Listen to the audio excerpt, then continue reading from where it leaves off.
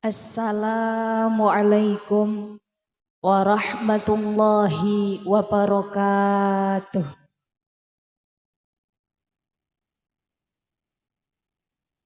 Bismillahirrahmanirrahim. Alhamdulillah. Alhamdulillahi bi jami'il mahamidi ala jami'in ni'am.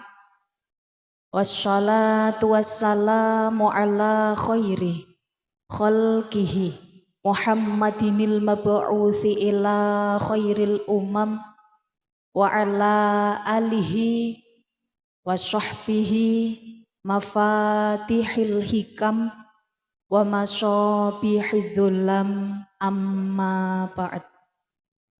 Sagunging para sesepuh dalah kasepuhan ingkang saestu tansah kawula takzimi, tansah kita sedaya cadhong barokah doa saha ilmu-ilmunipun ingkang tansah kita sedaya antu-antu berkah mauidhah hasanahipun inggih punika beliau Al-Mukarramah Ibu Nyai Hajah Latifatul Ma'rufah ingkang alhamdulillah sakmenika sampun rawuh wonten mriki ingkang tansah kita sedaya ajeng-ajeng barokah doa saha ilmu-ilmunipun. Ugi ingkang tansah kita sedaya takdimi beliau Al-Mukarramah Ibu Nyai Hajah Mar'atus Sholihah ingkang senaosa dinten menika dereng waget ngerawuhi nggih Mbah nggih. Namung alhamdulillah menika Ibu Nyai Hajah Latifah sampun rawuh wonten mriki sakmangke badhe matringi kathah sanget ngelmu dumateng kita panjenengan sedaya ingkang saestu sedaya ingkang kawula antu-antu barokah doa saha ilmu-ilmunipun. Ugi ingkang tansah kita sedaya dereki Al-Mukarram Bapak Kiai Samahudi, Al-Mukarram Bapak Ustadz Kainul Huda.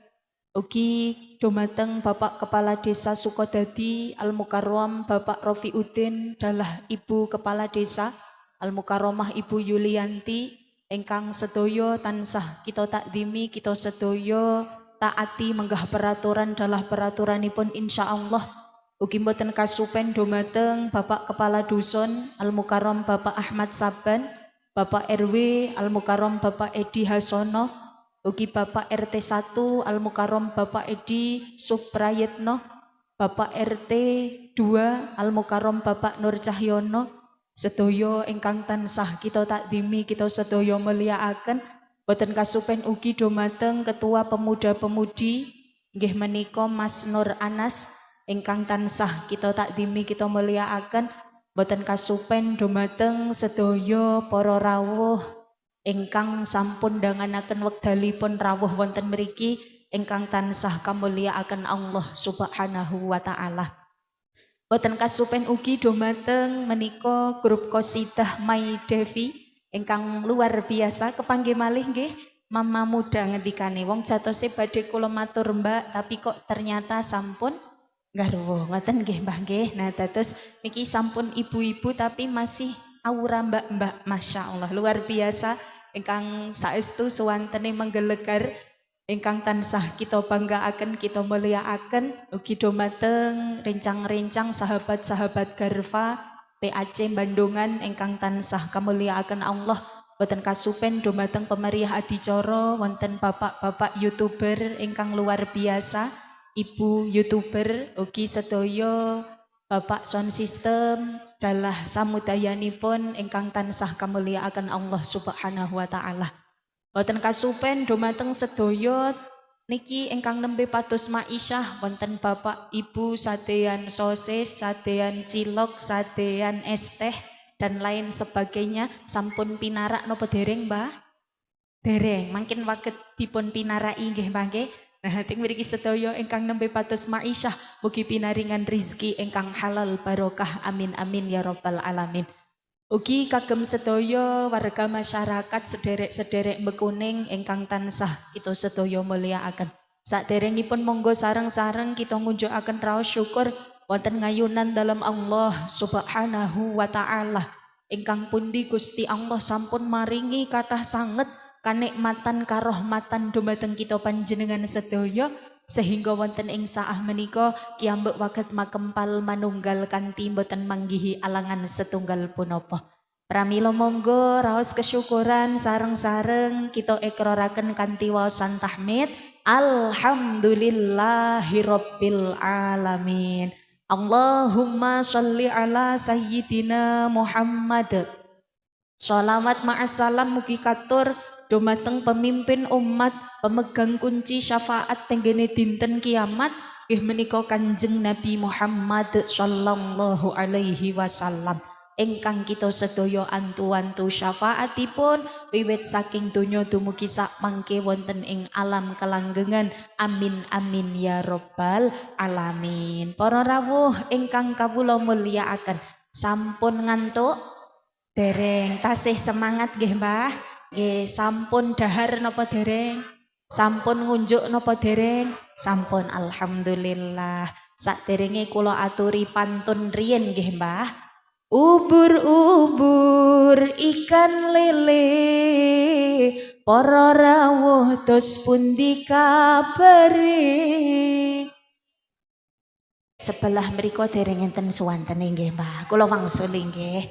Ubur-ubur ikan lele, para rawuh tos pundi kabare.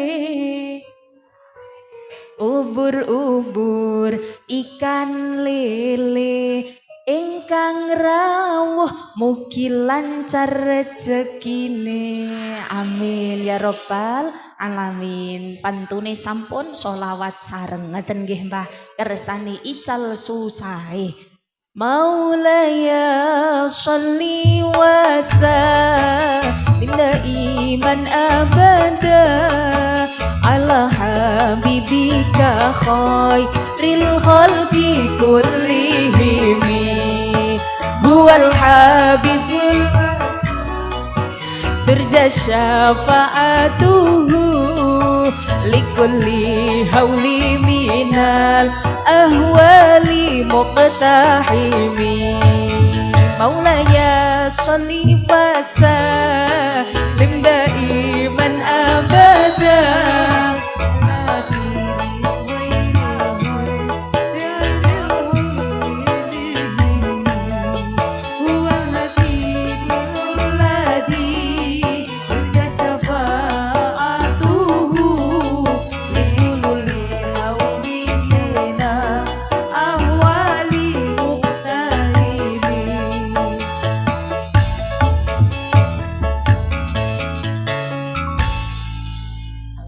Alhamdulillah, shollu ala Nabi Muhammad.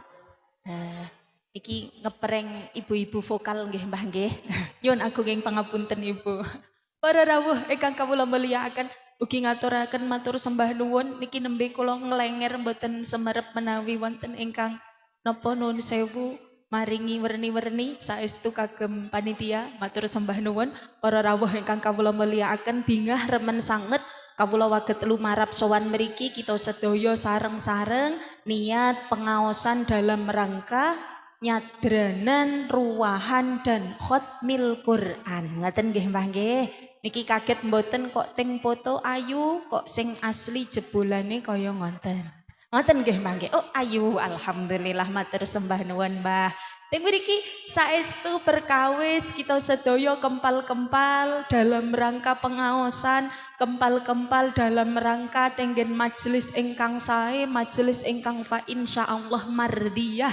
Mugi-mugi majelis ingkang pinaringan ridhonipun Allah Subhanahu wa taala. Napa malih saking enjang sederek-sederek mbekuning niki sampun nganakaken nyadranan. Sedaya sama sedekah, sedaya sama ngintun para leluhur, para arwah-arwah ingkang sampun wonten tenggene alam kubur. Ting pundi fa insyaallah menandakan sedaya sederek ingkang rawuh, sedaya sederek wonten bekuning niki termasuk piyantun-piyantun ingkang soleh. Amin ya rabbal alamin. Keranten salah setunggaling ting mriki Mbah perkawis ingkang menandakan kita sedaya niki termasuk piyantun ingkang soleh maupun solihah nggih menika ketika satu fid dunya yanfa wa fil qabri yarfa wa fil akhirati yashfa.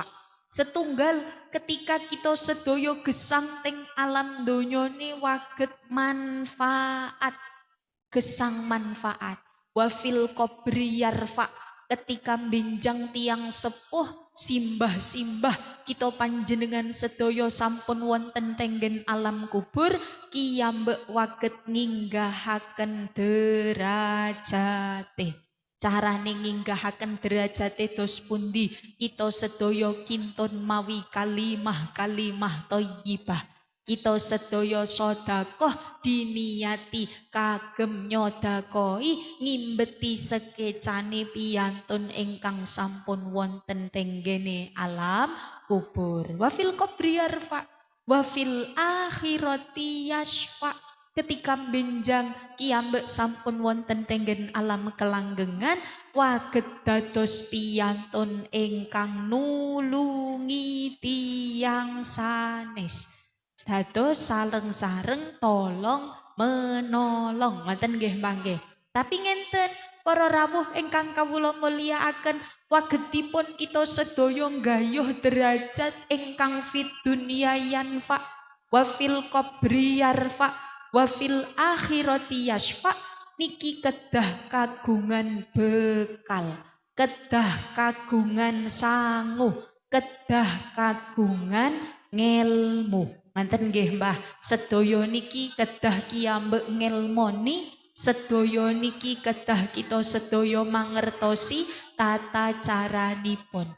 Nah, salah satune supados kita sedaya nggadahi ngelmu nggih menika dengan nindai pengaosan utawi pengajian. Ngenten niki. Dados santri niku wonten santri ingkang ngedep dampar nggih Mbah, enten santri ingkang panci sampun S3 utawi S3, santri saya sepuh ngoten nggih Mbah nggih. Nah niki pun kok sami tilek-tilek napa gelo kepanggih kula Mbah? Mboten saestu. Nggih, kula tak sekedap mawon keranten bunyai sampun rawuh. Ngoten nggih Mbah nggih. Atus niki sekedhik kula matur santri enten santri ingkang alit-alit tasih ngedepipun dampar ngaosipun mawi kitab, mawi buku, mawi seratan, mawi pulpen. Nek kita sedaya niki sampun S3 utawi S3, santri saya sepuh. Modale napa Mbah? Modale napa Mbah? Midhangetaken kalih lenggah. Ngoten nggih Mbah nggih. Kadang mawon ngenten, modale midhangetaken kalih lenggah tasih kados pisang kluthuk ketutupan kupluk. Gayane mantuk-mantuk jebule enten Masya Allah. Nah niki nuwun sewu para rawuh ingkang kawula mulyakaken. Kadang kita sedaya sing bermodalkan lenggah kalian niki midhangetaken tasih mantuk-mantuk gayane jebule pun ngantuk. Nah niki mugi-mugi ingkang ngantuk mangke menawi ngaos kalian bunyai ical ngantuke. Ngoten nggih Mbah nggih. Amin ya rabbal alamin. Nah kedah ngaos. Nah, teng mriki wonten bekuning niki ugi wonten kala wau alhamdulillah lare-lare ingkang sampun nderek wonten TPQ, wonten madrasah niki alhamdulillah sampun hataman. Kita dongaaken sareng-sareng mugi-mugi hataman niki menjadikan tambahipun semangat anggen madosi ngelmu-ngelmune Gusti Allah, sehingga adik-adik kalau wau ingkang sampun hataman mugi dipun paringi nasib ingkang sae donya akhiratipun, dipun dadosaken piyantun ingkang ilmiah amaliyah ilmiah. Amin amin ya rabbal alamin. Para rawuh ingkang kawula mulyakaken, saklajengipun teng mriki matur bahwasanya kita sedaya niki sebagai piyantun sepuh sing kagungan putra, kagungan wayah niki diparingi kewajiban diutus diajarkan kalih Kanjeng Nabi supados nopo senaosa nuwun sewu Mbah kula kiyambak dereng nate dados tiyang sepuh nggih Bu nggih. Nah kula dereng keranten kula tasih jomblo Bu. Nah kok mek jomblo wae ngoten nggih Mbah. Nah niki kuatose kula ngenten lho wong Mbak Nana isih jomblo kok wis ngandani wong sepuh mboten nggih Mbah. Niki namung maturaken dawuhipun Kanjeng Nabi. Menggah Kanjeng Nabi dos pundi dipun dawuhaken man razaqahullahu biwaladin wa alaihi bita'dibihi wa ta'limihi.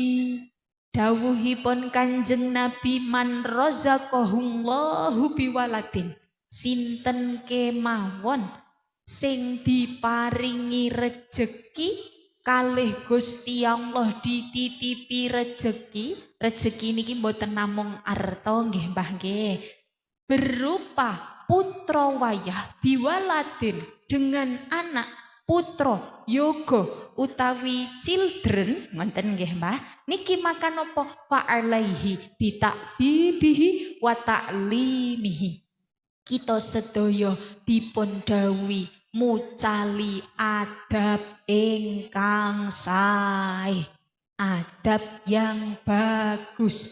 Kadang nek kok putra wayah kita sedaya niki mboten diarahaken di zaman yang semakin modern kuwatose ndak njuk dados piyantun ingkang kesasar.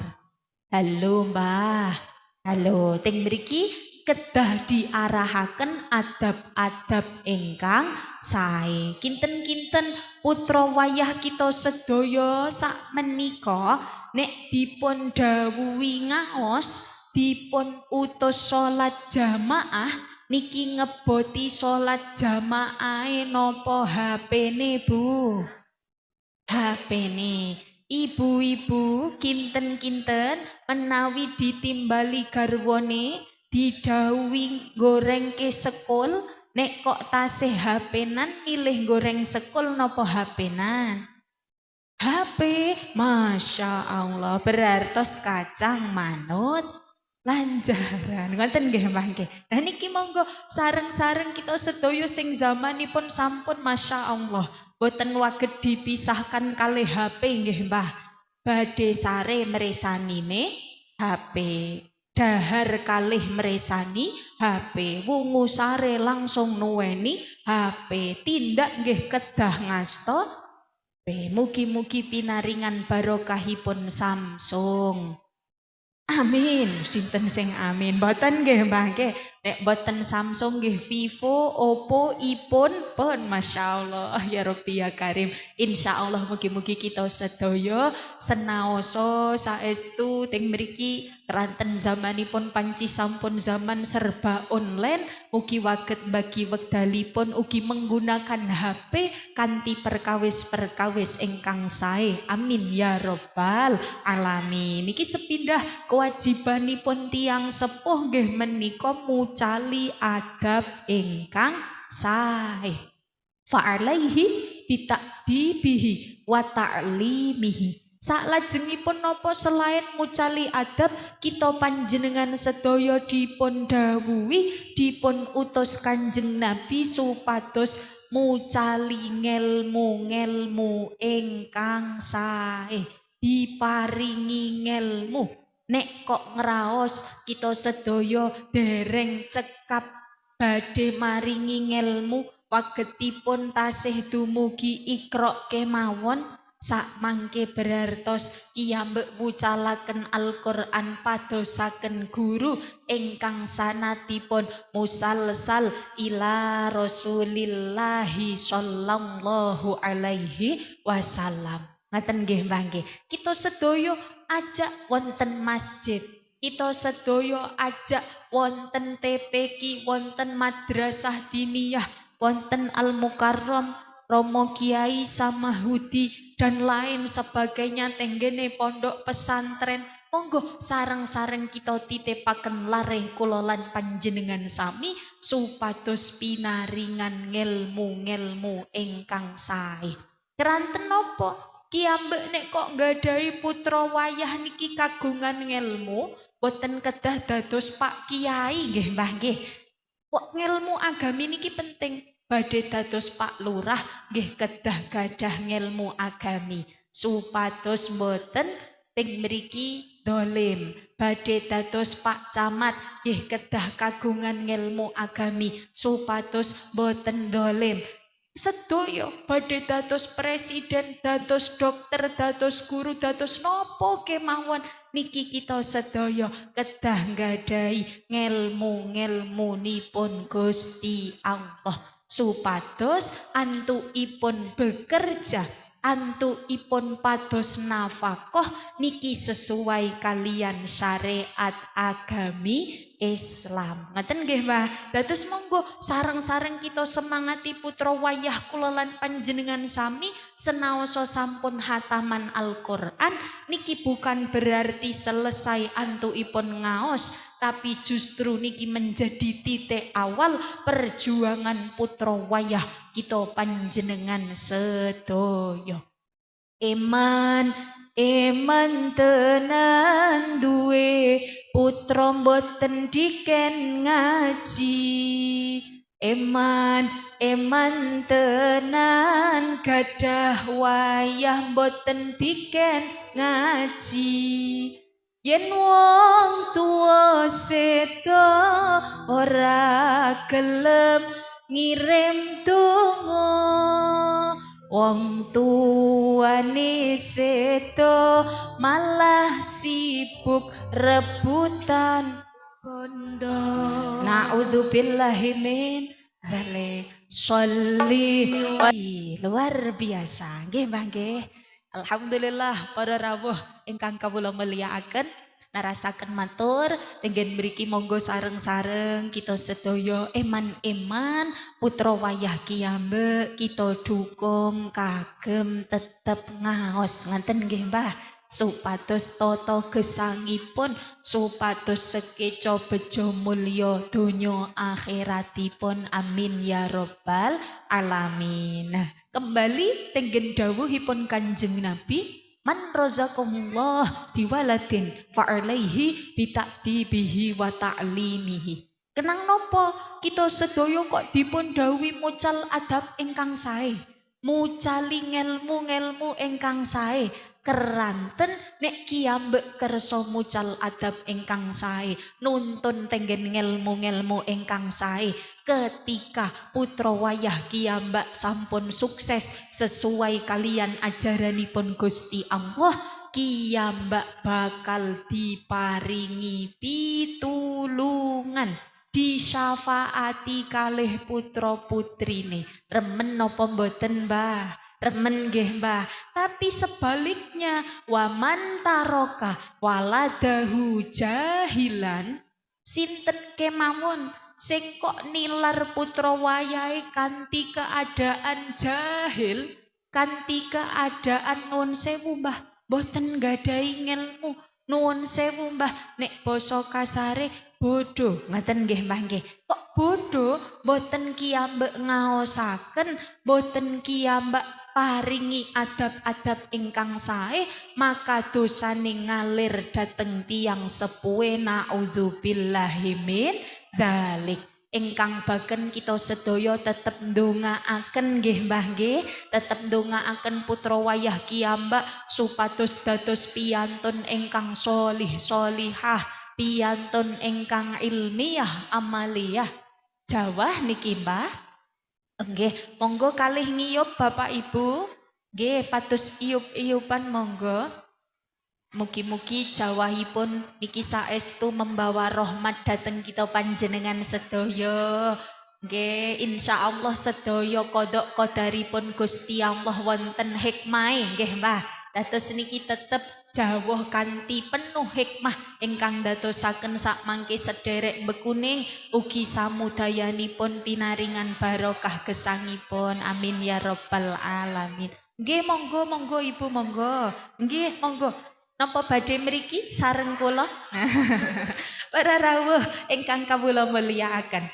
Nerasaken matur teng mriki bahwasanya piyantun-piyantun sing kersa mucal adab ingkang sae ngelmu ingkang sae maka nek putrane sak mangke dados piyantun ingkang leres waget nyafaati tiyang sepuhe. Tapi nek kok putra putrine ditilar kanthi keadaan jahil kalih tiyang sepuhe mboten dingaosake kalih tiyang sepuhe mboten diwucali adab ingkang sae maka nuwun sewu sak mangke dosane nggih ngalir dhateng yang sepuhe naudzubillahi min dzalik. Insyaallah sedaya sederek termasuk piyantun-piyantun ingkang teng mriki berhak nampi syafaat. Amin ya rabbal alamin. Para rawuh ingkang kawula mulyakaken niki ingkang panjenengan nantikan ingkang kita sedaya antu-antu rawuhe alhamdulillah sampun rawuh. Dados saking kula boten sah dangu-dangu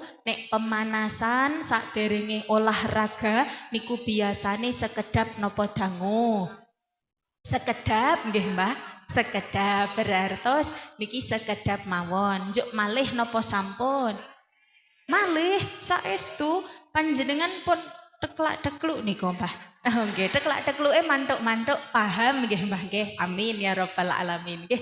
Sekedhik malih napa bunyai kersanipun istirahat keranten perjalanan jauh niki Mbah demi kula lan panjenengan sedaya beliau saestu saking enjang sampun menyiapkan sedayanipun kagem barokai dhateng kita panjenengan sedaya dados kedah nata ati nata manah nata niat ingkang sae supados dipun ganjar kalian Gusti Allah. Sing kala wau saking dalem niate penasaran kados napa to Ibu Nyai Hajah Mar'atus Sholihah kula kepengin selfie, kula kepengin moto. Nah sakniki niatipun diimbeti nggih Mbah nggih. Ampun namung kepo, penasaran saja, tapi monggo kita sedaya niat ngaos, niat ngalap barokah. Shallu ala Nabi Muhammad. Alhamdulillah. Para rawuh ingkang kawula mulyakaken. Narasaken matur dengan mriki ugi alhamdulillah kita sedaya sampun diparingaken kalih Gusti Allah, diparingi wekdal kalih Gusti Allah, diparingi kesempatan kalian Gusti Allah meningi wulan ingkang sanget minulya nggih menika wulan Sya'ban. Teng pundi wulan Sya'ban niki sampun mendekati kalih wulan umat-umatipun Kanjeng Nabi adalah wulan Ramadan. Rajab, Sya'ban, Ramadan niki mboten waget dipisahkan. Mboten saged dipisahkan pramila doanipun Kanjeng Nabi dos pundi mboten namung Kanjeng Nabi nyuwun diberkahi teng wulan Rajab saja, tapi wulan Rajab, wulan Sya'ban sehingga didugekke tenggen wulan Ramadan. Doane Kanjeng Nabi, Allahumma barik lana Fima rozaktana koan Mbah, ya Allah badhe dahar napa Mbah? Boten nggih mangke kok fima rozaktana. Fi Rajaba wa Sya'bana wa ballighna Ramadana. Niki doanipun Kanjeng Nabi ingkang dipun ajaraken dhateng kula lan panjenengan sedaya sebagai umatipun. Pramila Rajab, Sya'ban, Ramadan niki mawasimul khair. Musimipun kebagusan, musimipun kesaenan. Monggo kiyambek gunakaken kanthi sae, siap-siap ngibadah tenggen wulan Ramadan, wulan ingkang suci, wulan ingkang sanget istimewa. Bahkan awaluhu rahmah wa awsatuhu maghfirah wa akhiruhu itqun minan nar. Niki wulan Ramadan, awaluhu rahmah, awal-awal bulan Ramadan niki Gusti Allah nurunaken rahmat. Wa awsatuhu maghfirah, tengah-tengah wulan Ramadan Gusti Allah nurunaken pangapunten kagem kita sedaya. Wa akhiruhu itqun minan nar. Dan akhirnya wulan Ramadan Gusti Allah menjauhkan kita sedaya saking bentere grama neraka. Pramila monggo kiambek siap-siap menjemput kebarokahan, menjemput kesaenan-kesaenan tenggene wulan suci Ramadan. Siap-siap saking sak menika nggih Mbah nggih. Niki pun siap-siap toples napa siap amal Mbah? Amal, nggih toplese tasih kosong napa pun penuh? Oh kosong nggih, alhamdulillah. Dados niki monggo kita sedaya siap-siap sing tasih kagungan utang siam wulan Ramadan kepengker enten napa mboten, Mbah? Enten, Masya Allah, badhe disarutang kapan niki? Oh sampun, alhamdulillah keranten menawi sampun bakda nisfu Sya'ban iki kiambek boten pareng siam nggih Mbah, kejawi siam wajib utawi siam nyarutang. Nek nyarutang boten menapa, tapi kok nek namung siam sunah niki mending kiambek boten siam rumiyin, makruh hukumipun. Ngaten nggih Mbah nggih. Para rawuh ingkang kawula mulyakaken, saestu monggo kiambek sareng-sareng persiapkan ngamal ngibadah ingkang sae, mumpung tasih diparingi kesempatan, mumpung tasih dipun paringi yuswa kalih Gusti Allah, kita perjuangkan mugi-mugi benjang dengan kebaikan kita sedaya, dengan keistiqomahan ngibadah kula lan panjenengan sami dadosaken kita sedaya dipundhut kanthi keadaan husnul khotimah. Amin amin ya robbal alamin. Keranten suul khotimah niki medeni nggih Mbah. Yen nafase wis tekan gulu iku nyawane bakale metu, dituntun zikir ora ka wektu, lambene ndobleh untune. Masya Allah, medeni nggih Mbah, zikir sareng monggo. La ilaha illallah, la ilaha illallah, la ilaha illallah, Muhammadur Rasulullah, la ilaha illallah, la ilaha illallah, la ilaha illallah, Muhammadur Rasulullah. Alhamdulillah, mugi lumantar waosan tahlil, lumantar waosan kalimah la ilaha illallah dadosaken kita sedaya ketuntun sehingga waket nggayuh sedo kanthi keadaan husnul khotimah. Amin amin ya robbal alamin. Keranten teng donya niki namung sementara, kiambek namung mampir nek coro tiang sepuhe mampir ngombe ngaten nggih Mbah, namung mampir ngunjuk sauprit wekdalipun. Pramila kiambek ginakaken kanthi sae, kita sedaya gunakaken kanthi ngamal-ngamal ingkang sanget dipun remeni kalian Gusti Allah. Mugi-mugi kiambek dikiyataken diparingi keistiqomahan.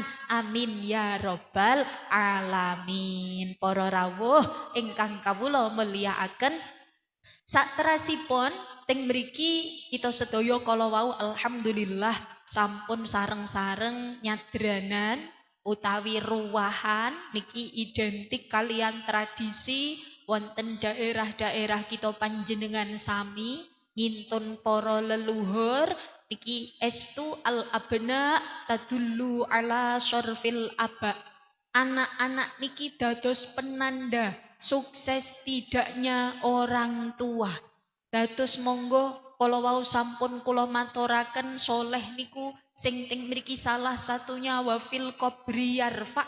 Ketika tiang sepuh sampun wonten teng alam kubur, kiambek berusaha meninggikan derajatnya. Kiambak berusaha sareng-sareng ngintun supados tambah derajate di hadapan Gusti Allah. Ngoten nggih Mbah. Pramila saking menika monggo sareng-sareng kiambek ngimbeti malih antuke ngintun tiang sepuh kula lan panjenengan sedaya, mumpung tasih diparingi kesempatan supados menawi benjang kiambek teng alam kubur nggih tetep dikintun kalih putra wayahe.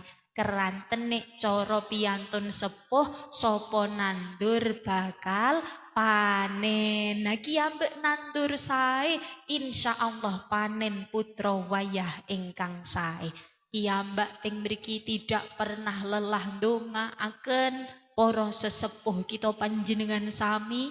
Insyaallah saestu wayah-wayah putra-putra kita sedaya kagolong putra wayah ingkang sae amin ya robbal alamin. Para rawuh ingkang kawula mulyakaken ugi teng mriki dengan adanya Ki ambek sedaya rawuh niki merupakan salah satu ikhtiar kita panjenengan kagem ngresiki manah niki kedah diresiki, kedah dibersihkan.